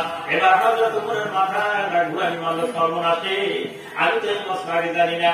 আমার বন্ধুগণ, সঙ্গে সঙ্গে চিঠি লিখলেন আব্দুল্লাহ বিন সাদের কাছে, আব্দুল্লাহ বিন সাদ তুমি দেরি করো না, তোমার বিবির নিকটে এসে দেখা করো। সঙ্গে সঙ্গে পত্র পাইয়া হযরত আব্দুল্লাহ বিন সাদ রাদিয়াল্লাহু তাআলা আনহু ছুটে আসলেন বাড়িতে। আমার মতে কোন রাত্রবেলায় স্বামী স্ত্রী গল্প করতেছে। বিবি বলতেছে, স্বামী গো আপনি বিদেশে চলে যান, কিন্তু বাড়িতে কি হয় না হয় আপনি তো কোনো খবর নাই। বলে কি হয়ে গেছে? বিবি কলনে। বিবি বলতেছে, স্বামী গো আপনি বাড়ি ছাড়া আমার ঘরের ভিতরে এমন একটা যুবক মানুষ ঢুকছিল, এই কথা শোনার পরে আমাদের মতো মানুষকে ঠিক থাকতে পারতো ভাই, পারতো কি? কিন্তু আব্দুল্লাহ বিন সাদ রাদিয়াল্লাহু তাআলা আনহু বিবির কথা শুনে মুস্তি মুস্তি হাসা শুরু করে দিলেন। বিবি কয়, স্বামী গো এমন একটা কঠিন কথা আপনাকে বললাম, আপনার তো রাগার কথা, কিন্তু হাসতেছেন তার কারণ কি? এবার আব্দুল্লাহ বিন সাদ রাদিয়াল্লাহু তাআলা আনহু ডাক দিয়ে বলেন, বিবি রে হযরত ওমর রাদিয়াল্লাহু তাআলা আনহু কোরআন দিয়ে দেশ পরিচালনা করতেছে। যতদিন পর্যন্ত কোরআন হিসেবে দেশ পরিচালনা হবে রে, ততদিন পর্যন্ত কোনো ভিন পুরুষ মানুষ কারো ঘরে ঢোকা সম্ভব না। তবে মনে রাখো, তুমি যেভাবে বিবরণ দিতেছ পুরস্কার কথা, সেই পুরস্কার নাম হলো হযরত ওমর রাদিয়াল্লাহু তাআলা আনহু। জোরে বল সুবহানাল্লাহ। নারে তাকবীর। এই ঘটনা দ্বারা বোঝা গেল আব্দুল্লাহ বিন সাদ রাদিয়াল্লাহু তাআলা আনহুর স্ত্রী শুধু যে কোরআনের হাফেজ তাই না, কোরআনের মুফাসসির তাফসীর করার ক্ষমতা রেখেছে। এইদিকে আব্দুল্লাহ বিন সাদ যেহেতু এমন একটা আয়াতে দলিল দিলেন, ইয়া আইয়ুহাল্লাযীনা আমানু আতিউল্লাহ ওয়া আতিউর রাসূলা, এই আয়াতে দলিল দিলেন। এর দ্বারা বোঝা গেল আব্দুল্লাহ বিন সাদ কন্যা কথা হাসান বিন সাতাইকান। এইভাবে যদি ঘরে বাইরে স্বামী স্ত্রী আলেম এবং আলিমা হয়ে যায়, দেশ উন্নতি হয়ে যাবে। সারা দেশের মহিলারা, সারা দেশের পুরুষরা যদি এইভাবে বিজ্ঞ আলেম হয়, কথা হাসান বিন সাতাইকান। আমার পরে ভাইরা গতিকে সর্বপ্রথম যেই আমাদের নীতি শিখতে হবে সেটা এলমে দ্বীন শিক্ষা গ্রহণ করতে হবে। বিশ্বনবী সাল্লাল্লাহু আলাইহি ওয়াসাল্লাম বলেছেন, তলাবুল ইলমি ফারিদাতুন আলা কুল্লি মুসলিমিন ওয়া মুসলিমা, আও কামা ক্বালা আলাইহিস সালাতু ওয়াস সালাম। হুজুর সাল্লাল্লাহু আলাইহি ওয়াসাল্লাম বলেছেন, প্রত্যেক মুসলমান নর এবং নারীর উপর এলমে দ্বীন শিক্ষা করা ফরজ। কথা হাসান বিন সাতাইকান। কিন্তু এলমে দ্বীনের ব্যাপারে আমরা একবারে পিছপা, ছোট থেকেই ওটা শিক্ষা নাই। আমরা তো ভুল করছি কিন্তু আমাদের ছেলে মেয়েগুলো কি করতেছে? জাতীয় বিদ্যালয়ে দিতেছি, ইংলিশ মডার্ন স্কুলে দিতেছি। আমি বলি ভাই দিতে পারো, ভালো কথা, কোনো অসুবিধা নাই, কিন্তু সর্বপ্রথম কোরআন ও কারীম শিক্ষা দাও। কারণ বিশ্বনবী সাল্লাল্লাহু আলাইহি ওয়াসাল্লাম বলেছেন, খায়রুকুম মান তাআল্লামা কুরআন ওয়া আল্লামা, তোমাদের মধ্যে সর্বোত্তম ব্যক্তি যিনি নিজে কোরআন শিক্ষা করে এবং অপরকে শিক্ষা দান করে। সুবহানাল্লাহ। লক্ষ্য করে দেখবেন 7 বছরের বাচ্চা যদি একটা মাদ্রাসায় যায়, তার পরনে কত সুন্দর টুপি, পরনে পাঞ্জাবি, তারপরে রাস্তা দিয়ে হাঁটার যেটা ঢঙ্গান, ময়মুরুদ্দি থেকে সালাম কালাম কথা হাসান বিন সাতাইকান। পেশাব যদি লাগে পয়সা পেশাব করে, লীলাগুলো ব্যবহার করে, তারপরে উযু কইরা আল্লাহর কালাম তেলাওয়াত করে, তার আদর্শ এমন হয়ে যায়। আমার বন্ধুগণ, আর একই বয়সের বাচ্চা একটা যদি মাদ্রাসায় যায়, 6-7 বছরের বাচ্চা একটা মাদ্রাসায় না যায়, যদি কোনে যায়, স্কুলে যায়, জাতীয় বিদ্যালয়ে যায়, মডার্ন স্কুলে যায়, তার পোশাক কিন্তু টুপি নাই, পাঞ্জাবি নাই, পরনে যে কেমন ধরনের পোশাক ভাই সেটা বলা যায় না। কথা হাসান বিন সাতাইকান। তারপরে পেশাব যদি লাগে, পয়সাও পেশাব করে না, তারাই আমরা কইবেন হুজুর কিভাবে পেশাব করে। আমি লক্ষ্য করছি হাইটা হাইটা পেশাব করে, আবার পেশাব দিয়ে নেও তা নেহে বড় বড় করে 1 2 3 বুঝেন নাই, পেশাব দিয়ে নেও তা না। যদি ধমকে দেয় এটা কি করো, কয় না হুজুর আজকে কমই গেছি, ওই দিনকে 30 পর্যন্ত ধরেছিল, দেখছেন 5,000 টাকা। শুধু কি তাই, আমার বন্ধুগণ, অল্পের পিতা যখন বড় হয়ে যায়, 14, 15, 16 বছর বয়স হয়ে যায়, মাথার চুলে যেটা কাটিং দে ভাই, কথা হাসান বিন সাতাইকান, 1200 টাকা বলে লাগে কেজি হয়েছে বর্তমান। এমন নাবিদ ভাই আপনাদের এই দেশে বোধহয় নাই, কথা হাসান বিন সাতাইকান আছে। এমন চুলের চাকরি বাবাকে জীবনে দেখি নাই রে। আগে আসলে কোন চাকরি আর ক্যাব চাকরি, এটা কোন চাকরি কয়েকটা জানো, এটা আপুরে, এটা হানিসিং, কথা হাসান বিন সাতাইকান। মানে সাইডে মোড়া একবার মেশিন দিয়ে ফটফটা করছে, মাঝখানে উড়া কেটে দিয়ে বাড়ি মিলাইছে। লেমপি সিংহে বাজারে গেছি, ছেলেটারে গ্যাস ধরা দেখি যে 10-11 বছরের বাচ্চা একটা ওইরকম ধরনের ছাদ নিয়ে দিছে। তারপরে মনে হয় গা খাই আবার 11 জায়গায় ঠুকাইছে। আমি বললাম স্যাংরা এটা আবার কোন ছাদ নিয়ে পাই হুজুর, আপনি বুঝবেন না, আমি তো বুঝি না, সারা আশা বুঝে খাই কথা। শুধু কি তাই, লম্পের সাইজ দেখা জিজ্ঞাসা করলাম, বাবা রে 6 জায়গায় সেরা লম্পে, এটা কেন উপহার দিল, মাগনা বাড়ি পাইছে না হুজুর, 900 টাকা দিয়ে এক জায়গায় ছিল আমার চাকরিটা ফেলা দিতাম, আর 6 জায়গায় ছিল তুমি কিনে নিলে 900 টাকা দিয়ে, তোমার কি আক্কেল বুদ্ধি দেয়? কথা কি বুঝতেছে? খারাপ কথা না। এখন বলেন তো, আপনি যদি মারা যান আর আপনার ছেলে যদি এই অবস্থা হয়, ওই সন্তানের দ্বারা জানাজার ইমামতি করা সম্ভব হবে নাকি ভাই? আমার মতে তা তো সম্ভব না। আমার মতো কাঠমন্ডারে ডাক দিয়ে বলতে, হুজুর বাবা মারা গেছে, জানাজার ইমামতি করা লাগে। বলে কয়টা বাজে জানাজা হবে? বলে আপনি গেলেই হয়। গড়ি দেখে আসরের টাইম হয়ে গেছে, 4টা বাজে আসরের নামাজ পড়ে গেল ওই জানাজাওয়ালা বাড়ি, কিন্তু জানাজাওয়ালা তো সঙ্গে সঙ্গে জানাজা হয় না। এক এক মানুষ তার এক এক জায়গায় থাকে, একা না, আস্তে আস্তে রাত 10টা বাজে গেছে গা। এইদিকে মোল্লা বেটার খিদা লাগছে। আমার বন্ধুগণ, এই মোল্লা বেটা রাত তো খাওয়াইতে পারে না, সব রাত খাওয়াইয়া দিচ্ছে ওই জানাজার ইমামতের ভিতরে। কথা হাসান বিন সাতাইকান। যে মাত্র জানাজা নিয়ে করা শুরু করছে, মুখ দিয়ে পাঠ করে নামাইতুল ওয়াদা ওয়া তাকবীরাতুস সালাতুল জানাজাতে ফারজুকে ভায়াতে আসসালামু বিল্লাহি তাআলা, এটা মুখ দিয়ে কয়, কিন্তু অন্তর দিয়ে কয় সর্বনাশী। জীবন ভরে ইমাম সিকিরি করে কিছু করার পারলাম না, বড় ছেলেটা তো মানুষই বানানো পারলাম না, ছোট মেয়ে তো বিয়া তো হইতেছে না, আজকে তো বাড়িতে চাউল ডাউল আনলামই না, বাড়ির মানুষ বা না খাই হয়েছে নাকি আমি তো না খাওয়া। আল্লাহু আকবার। আমার মনে আর আপনার একটা ছেলে যদি উপযুক্ত আলেম সব হতে হবে, সরকারি সব হতে বন্ধুরা, হ্যাঁ আমি দেখেছি আমার বন্ধুগণ, তাইলে কিন্তু আমরা সাইদের ইমামতি করতো না, হবে সরকারি সব হয়ে আপাতত মৃত বাবার লাশ সামনে নিয়ে দুই চোখের পানি সাইডে দিয়ে নিয়ে করতো, নামাজ দেওয়ার কথা করে নিয়ে করতো, তারপরে সারাটা পাঠ করতো, তারপরে দরুদ শরীফ পাঠ করতো, তারপরে আল্লাহুম্মা ফিল হাদিনা দোয়াটা পাঠ করে চতুর্থ তাকবীর দিয়া ডান দিকে সালাম ফিরাইতো, এবং বাম দিকে সালাম ফেরানোর আগে মহান আল্লাহ তাবারক তাআলা কুদরতি হাত দিয়া চোখের পানি মুছে দিয়ে বান্দারে আর কাঁদিস না, তোর বাবার জীবনের গুনাহ আমি আল্লাহ ক্ষমা করে দিলাম। জোরে বলেন সুবহানাল্লাহ, নারে তাকবীর। তাহলে বলেন তো সমস্ত একটা ছেলে সন্তান আলিম বানানোর দরকার আছে কিনা? জোরে কান আছে। আমার বন্ধুগণ, এই যদি সারা রাত ক্লাস করে অস্ত্র শেষ হবে না রে ভাই, কিন্তু আমাদের একটা লক্ষ্য আছে কি, এই যে মসজিদ সম্পর্কে ধর্মসভা, মসজিদ সম্পর্কে আয়াত আমি তেলাওয়াত করছিলাম, কিন্তু ব্যাখ্যা করার সময় নাই। আমার আল্লাহ বলেন ইন্নামা ইয়ামুরু মাসাজিদাল্লাহ, নিশ্চয়ই তারাই তো মসজিদ আবাদ করবে যাদের ভিতরে 5টা গুণ থাকবে। 1 নম্বর গুণ হলো মান আমানা বিল্লাহ, যারা আল্লাহর প্রতি ঈমান আনবে। জোরে বল সুবহানাল্লাহ। 2 নম্বর গুণ হলো ইয়াউমিল আখির, আখিরাতের দিবসের প্রতি ঈমান আনবে। 3 নম্বর গুণ হলো আকামুস সালাহ, নামাজ যারা প্রতিষ্ঠা করবে। 4 নম্বর গুণ হলো আতা যাকাত, এবং যারা যাকাত আদায় করবে। 5 নম্বর গুণ হলো আলামে ইল্লাল্লাহ, এবং আল্লাহ ছাড়া কাউকে ভয় করে না। জোরে বল সুবহানাল্লাহ। এই 5টা গুণের অধিকারী যারা, তারাই তো আল্লাহর মসজিদ আবাদ করে। জোরে বল সুবহানাল্লাহ। আমার বন্ধুগণ, এগুলো ব্যাখ্যা দেওয়ার সময় এখন নাই। এবার আসুন মসজিদের কত গুরুত্ব। আমার বন্ধুগণ, হযরত আদম আলাইহিস সালামকে সৃষ্টি করার পরে, বানানোর পরে, ওয়াল্লামা আদম আল আসমাআ কুল্লাহা, আল্লাহ তাবারক ওয়া তাআলা আদম আলাইহিস সালামকে সমস্ত বস্তুর নাম শিক্ষা দিয়ে দিলেন। এবার ফেরেশতাদেরকে বললেন, ও ফেরেশতারা বলো তো এই বস্তুগুলোর নাম কি?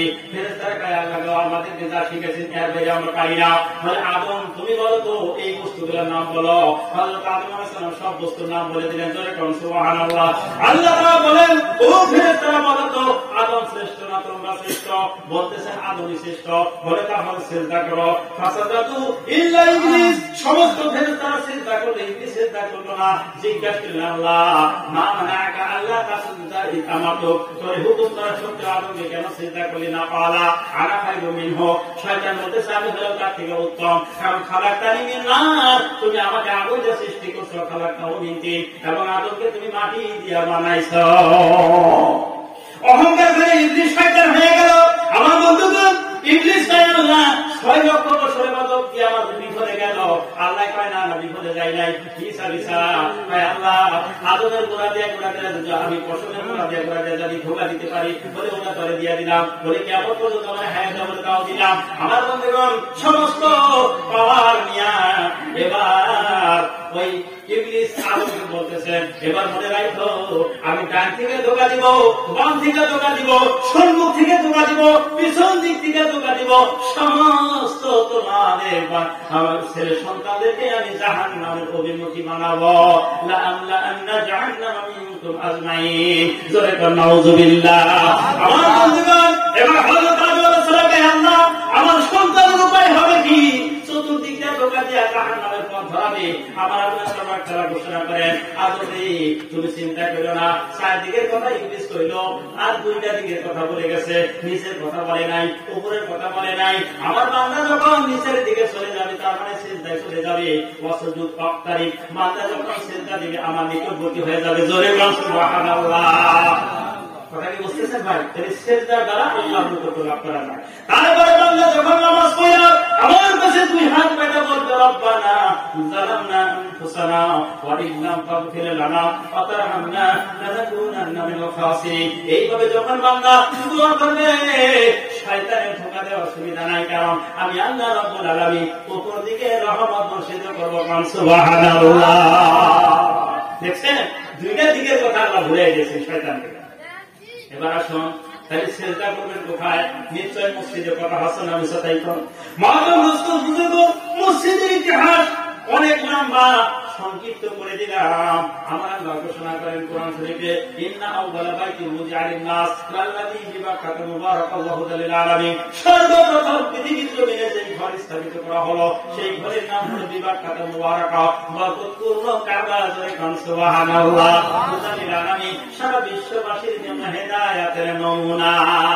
এই কাবা শরীফ দরবার ভাবে হয়েছে হযরত ইব্রাহিম আলাইহিস সালামকে আল্লাহ হুকুম করে দিয়েছিলেন নূহ আলাইহিস সালামের বামনের কারণে যখন ধ্বংসিত হয়ে গেল আমার আল্লাহ কয় ইব্রাহিম ও ইসমাঈল দুই বাপ বেটা মিলে আমার ঘর পুনর্নির্মাণ করো দুই বাপ বেটা মিলে পুনর্নির্মাণ করলেন কুরআন শরীফ সাক্ষী ওয়াইজিয়ার হয় ইব্রাহিম কাওয়াইদ মিনাল বাইত ইসমাঈল রব্বানা তাকাব্বাল মিন্না ইন্নাকা আনতাস সামিউল আলিম জোরে কোন সুবহানাল্লাহ হযরত ইব্রাহিম আলাইহিস সালাম এবং ইসমাঈল আলাইহিস সালাম দুইজন বাপ বেটা মিলে যখন আল্লাহর ঘর পুনর্নির্মাণ করলেন নির্মাণ করার পরে অনেক বালু পাথর বেঁচে গেল এবার ইব্রাহিম আলাইহিস সালামকে আল্লাহ এই বাসানো পাথরগুলো কোন কাজে লাগাইয়া দিব আমার আল্লাহ ঘোষণা করেন ইব্রাহিম তোমার বরকতের হাতের পাথরগুলো আকাশের দিকে ফেকে মারো ইব্রাহিম আলাইহিস সালাম কি করলেন বালু পাথরগুলো আকাশের দিকে নিক্ষেপ করে দিলেন সমস্ত পাথর উড়ে উড়ে কোথাও চলে গেল ইব্রাহিম আলাইহিস সালাম জানেন না জিজ্ঞাসা করলেন আল্লাহ এই পাথরগুলো কোথায় গেল জানি না আমার আল্লাহ ঘোষণা করেন ইব্রাহিম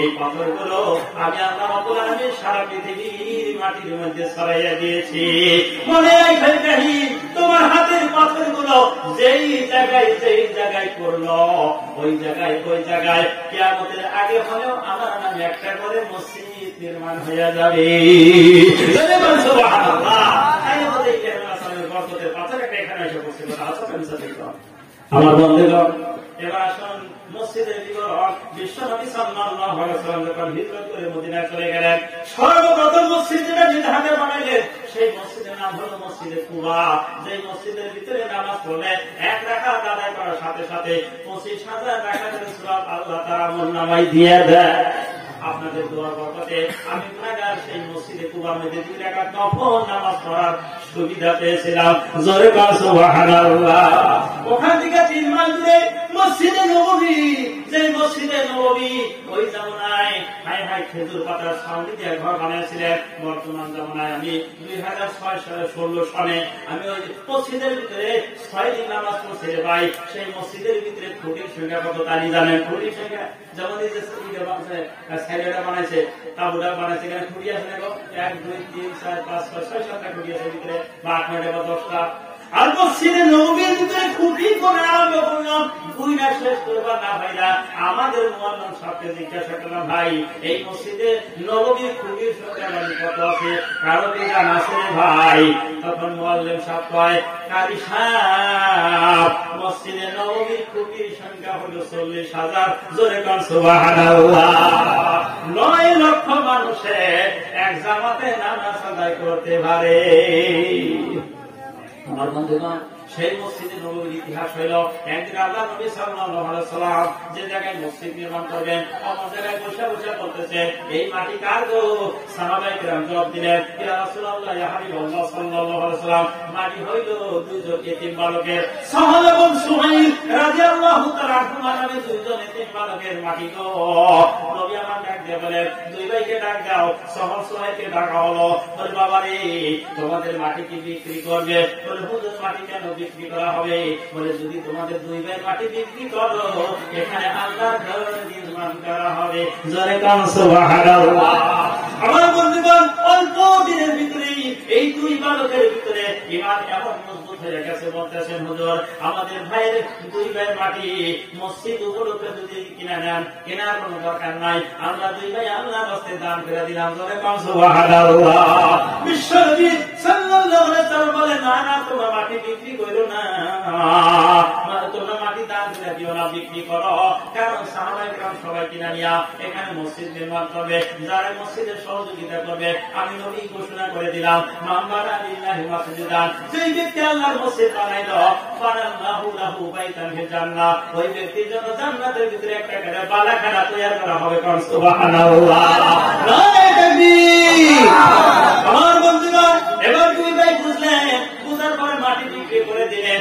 আল্লাহ রাসূল সাল্লাল্লাহু আলাইহি ওয়াসাল্লাম কালেকশন শুরু করে দিলেন। এবার সাহাবীরা তোমরা কি দান করবে, সবাই দান করা শুরু করলেন। কিন্তু সর্বপ্রথম যিনি দান করলেন তার নাম হযরত আবু বকর সিদ্দিক রাদিয়াল্লাহু তাআলা আনহু। 10 দিরহাম পয়সা নবীজির হাতে দিয়া বলতেছেন, নবীজি গো, হিজরত করা টাইমে এই 10 দিরহাম পয়সা নিয়ে আসলাম নবী, অন্য কোনো কাজে লাগাই নাই, আল্লাহর ঘরের কাজে আমি সর্বপ্রথম লাগাইয়া দিলাম। দয়ার নবী সাল্লাল্লাহু আলাইহি ওয়াসাল্লাম দুই হাত তুলে দোয়া করলেন, আল্লাহ আবু বকর আমাকেও ভুলে না, তোমাদেরও ভুলে না, মাবুদ আবু বকরের দোয়া তুমি কবুল করো, জিন্দেগিতেও আমার সঙ্গী হারা করিও না। আল্লাহ তাআলা দোয়া কবুল করলেন। হযরত আবু বকর সিদ্দিক রাদিয়াল্লাহু তাআলা আনহু জীবন্ত অবস্থায় বিশ্বনবীকে বলেন নাই, মরার পরে বেশি দূরে কবর না, যে জায়গায় বিশ্বনবী শুয়ে আছে ওই জায়গার নিকটে হযরত আবু বকর সিদ্দিক রাদিয়াল্লাহু তাআলা আনহু ঘুমায় আছেন। জোরে কান সুবহানাল্লাহ, নারে তাকবীর। আমার বন্ধুগণ, এবার আল্লাহ রাসূলের বক্তব্য হবে না, এখন তো দোয়া করার সময় এসে গেল আমার প্রাণের ভাইরা। কিন্তু দেখা যায় কালেকশনের বয়স যখন শুরু হয়, মানুষ আস্তে আস্তে ওঠাউঠি শুরু করে। ওঠারও একটা নিয়ম আছে, আপনাদের দেশের ওটা এই নিয়মটা নাই। আমাদের দেশের ওঠার নিয়ম কি জানেন? 4-5 জন যদি এসে সভাপতি এক জায়গায় বসে বসার পরে দেখে যায় এখন তো কালেকশন শুরু হবে, তাহলে উঠে কিভাবে জানেন? ভয় দেখে 4 জন যদি একবারে উঠি তাহলে তো ধরা হয়ে যাবো হুজুরের কাছে। এই জন্য একজন উঠে আর কানে কানে কান করা দেওয়া যায়। বলে আমি যখন ওই বাইরে যাবো তখন আস্তে করে যাবি, আবার আর একজন যাবি, আবার আর একজন যাবি, একবারে 4 জন উঠোস না। কথা কি বুঝতেছেন ভাই? আমরা ওদের উঠে যাবো কেন কি আমার থুইয়া মহাজন বস্তু বুঝব। কালেকশন না দিলেন নাই সেই কথা আমি আপত্তি করি না, কিন্তু বয়ানটা শুনে যায় ভবিষ্যতে ফায়দা হবে ইনশাআল্লাহ। এক মৌলানা সাহেব বলছে কি জানেন, রমজান মাসে গেছে যেমন বরপেটা রোড কালেকশনে বেশি দূরে যায় নাই, এই বরপেটা রোড কালেকশনে গেছে, যায় খালি মানুষকে বুঝায় দান করা আল্লাহর রাস্তায়, দানের বিরাট ফজিলত। ত্যাগ হুজুরে কয় হুজুর দানের কি ফজিলত? কোরআন আছে এই পেলে বলে আল্লাহ কোরআনে কইছে, মান যা আলিল হাসানাতি ফালাহু আশরু সালিহা, 1 টাকা নেক আমল করলে আল্লাহ 10 গুণ দেয় যায়। তার মানে 1 টাকা দান করলে 10 টাকা সওয়াব পাওয়া যায়, তাহলে ধরে পাওয়া লাগছিল। কিন্তু রোজা থেকে কালেকশন করাটা ভুলে গেছে গেলে ভাই, রোজা রেখে গেছে গা ভাই কি জানে ভাই, 1 টাকা দান করলে 10 টাকা পাওয়া যায়, 10 টাকা দান করলে 100 টাকা পাওয়া যায়, 100 টাকা দান করলে 1000 টাকা পাওয়া যায়। একজন কাছে 50,000 টাকা দিয়ে মনে মনে চিন্তা করলো, তাইলে তো ভালোই কথা, ঋণ মারা সহজ হবে। 5,000 যদি দান করে আমি যদি 50,000 পাওয়া যায়, তাইলে তো ঋণ মারাটা সহজ হবে। দেখছেন অবস্থা কথা, হুজুর রিসিভ বাই করে আমি 5,000 টাকা দান করবো। হুজুর রিসিভ বাই করছেন, লিখতেছেন নাম কি বলে অমুক, ঠিকানা সবকিছু লেখার পরে কয় দেন টাকা, কয় টাকা আমি দিব না বলে খেয়া, কয় ওটা থেকে আপনার ফোন নম্বরটা দিয়ে যান। হুজুর দেখা সর্বনাশ, মাঝে মধ্যে ফোন করে করবো, হুজুর টেহা তো ভাই 50,000, তখন উপায় কি? আমার মনে মনে বুদ্ধি করে আমার ফোন নাম্বার আমি দিব না, ওই বাড়ি আমার ফোন নাম্বারটা দিয়ে যায়, আর কাটতে যায় সিম কার্ডটা খুঁজা আর একটা লাগাতে দেখি বলে দেখছেন অবস্থাগুলো। আমার বন্ধুগণ, খারাপ যদি মাতারি করবো না, খারাপ মহাজন বস্তু বুঝুন, মনে মনে বুদ্ধি করছে 100 টাকা বেশি লাগে না একটা সিম কার্ড কিনতে, ওইটা বাড়ি নিয়ে লাগাইয়া ধরুন ওই দাদামের ফোন নাম্বারটা দিয়ে দিচ্ছে।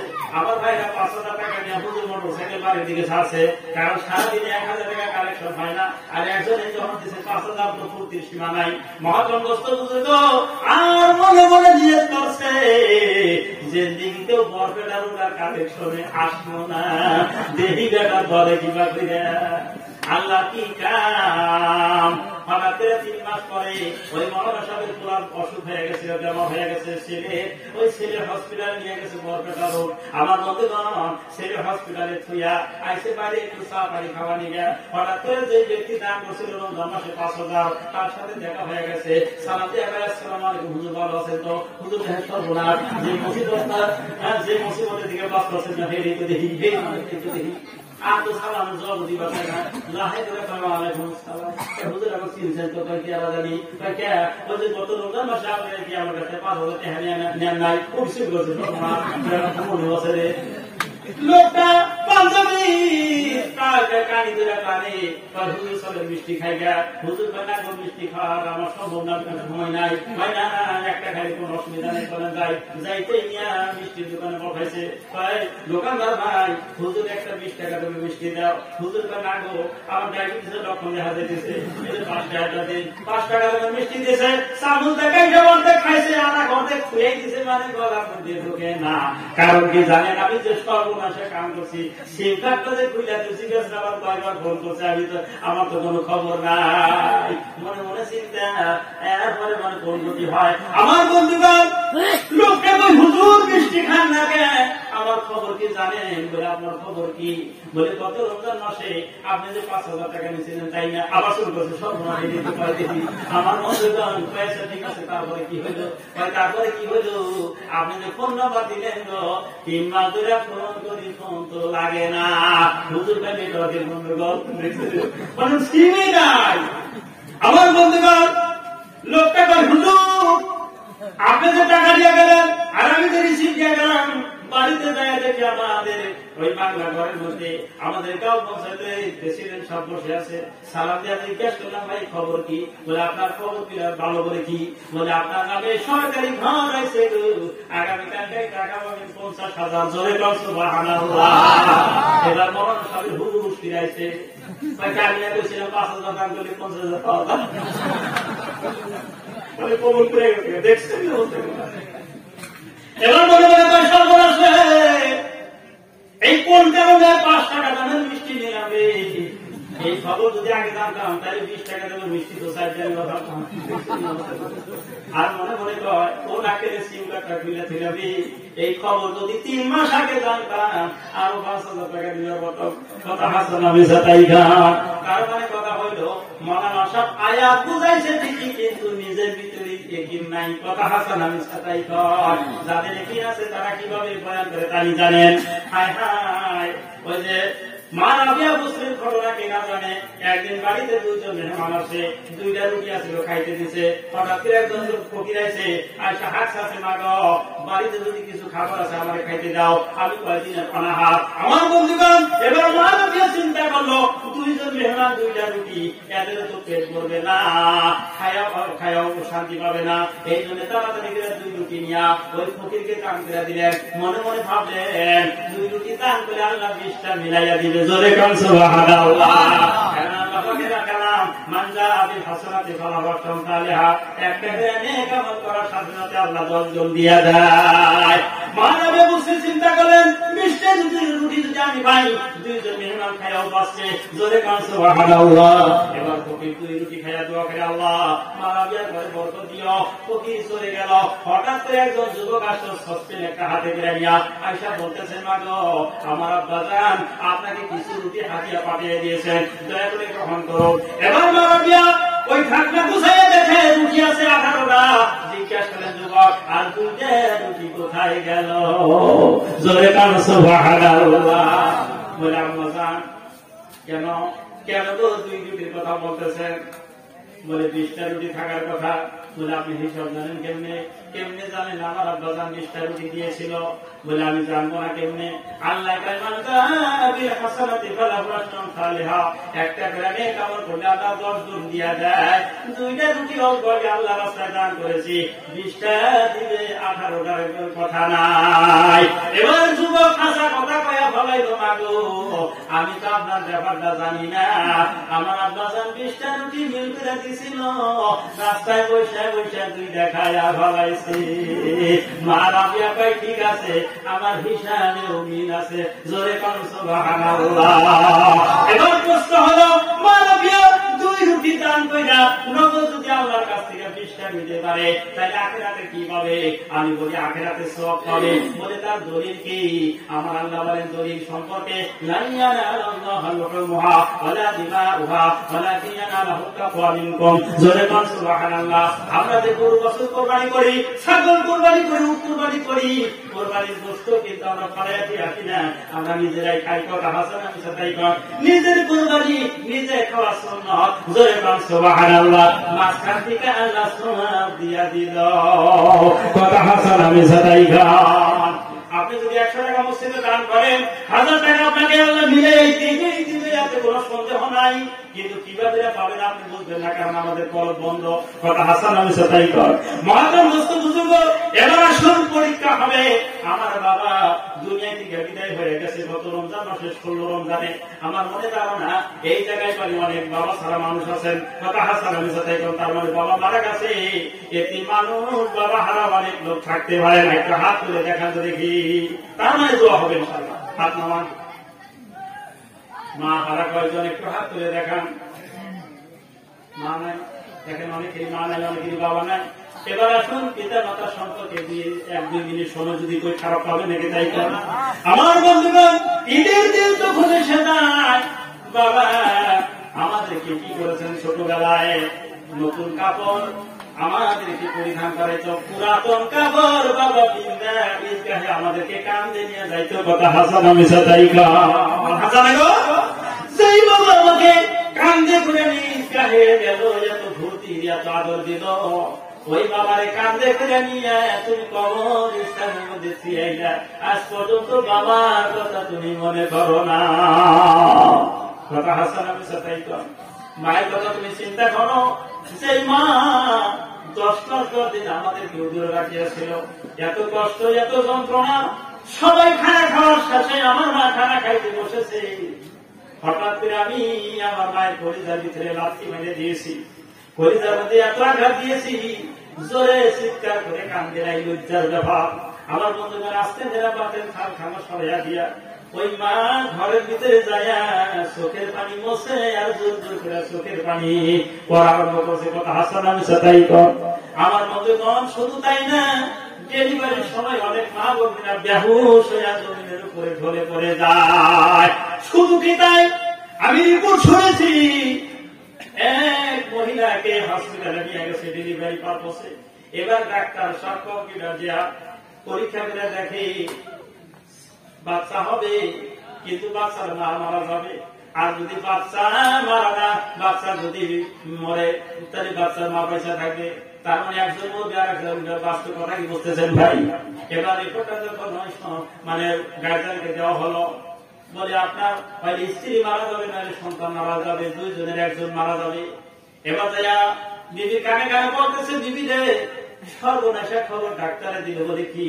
বলে হয়তো তুমি মারা যাবে, না সন্তান মারা যাবে, কোনটা আমি করবো আমি তো বুঝতেছি না। এবার ওই মহিলা বলতেছে, স্বামী গো, আমার বাঁচার কোন দরকার নাই, পেটের সন্তান যেন পয়সা থাকে। জোরে বল সুবহানাল্লাহ। শুধু কি তাই, সন্তান ভূমিষ্ঠে জন্মগ্রহণ করার পরে এত আদর, এত মহব্বত, 6 মাস পর্যন্ত যদি বাচ্চার বেমার আদর হয়ে থাকে, ডাক্তারে যদি নিষেধ করে 6 মাস তুমি মাংস খেতে পারবে না, মাছ খাইতে পারবে না, ভিটামিন জাতীয় বস্তু খাইতে পারবে না। দরকার হলে 6 মাস পর্যন্ত মা কলা ভর্তা দিয়া ভাত খায়। কথা হাসান আমি সেটাই কর। শুধু তাই না, ওই বাচ্চার জ্বর যদি বেশি উঠে যায়, সবাই ঘুমাইতে পারে, কিন্তু মা দুদিনের ছুটে ঘুম নাই। কথা হাসান আমি সেটাই কর। আমার প্রাণের ভাইরা, এই সন্তান যখন বড় হয়ে যায়, অনেকেই মা বুদ্ধির কথা ভুলে যায়, মায়ের কথা বাবার কথা ভুলে যায়। আবার অনেক পোলাপান আছে, সবটা হয়তো সবটি সমান না, 2-1 জন মা বাবার কথা মনে করে। কথা হাসান আমি সেটাই কর। আমার হুজুরের কাছে একটা গল্প শুনছিলাম, ভাই 2 মিনিটের গল্প বলবো নাকি তাই কর। আমার প্রাণের ভাইরা, এক যুবকের বাবা মারা গেছে, তার মা দুনিয়ায় বেঁচে আছে। ওই মা দুপুরে কি বাড়িতে থুইয়া তার স্ত্রীকে বাড়িতে